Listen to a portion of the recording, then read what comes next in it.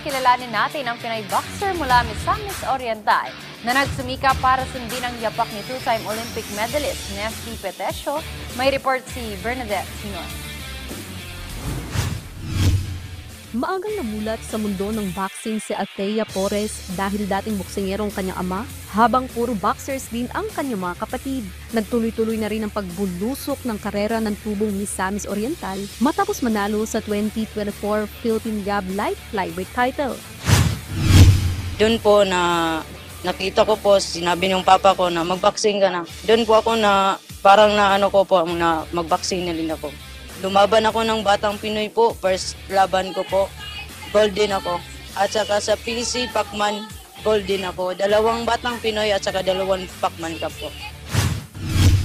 Gaya ng ilang prominenteng boxers mula sa Mindanao tulad ni Manny Pacquiao, Yumir Marshall at Melvin Jerusalem, nangangarap si Althea na makapagbigay karangalan sa bansa sakaling makalaro siya sa 2025 Southeast Asian Games ngayong Disyembre.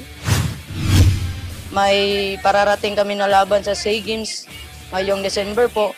Pero hindi pa yun ako yung mapapadala kasi mayroon box off pa namin po. Lubos buhay na po kasi pangarap ko din yun po na makapasok ng SEA Games po. Nang may tanong naman si Althea kung sino ang kanyang idolo na nakakapagbigay inspirasyon sa kanya para lumaban, ganito ang kanyang tugon. Ang isa ko pong idol po, si Nesty Petesio po. Kasi nandyan sa kanya lahat eh.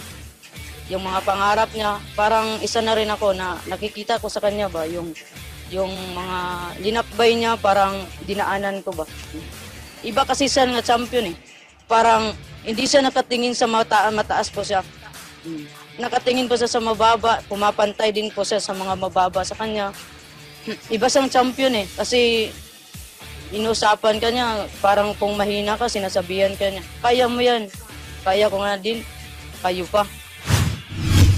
Bernadette Hinoy para sa Atletang Pilipino, para sa Bagong Pilipinas.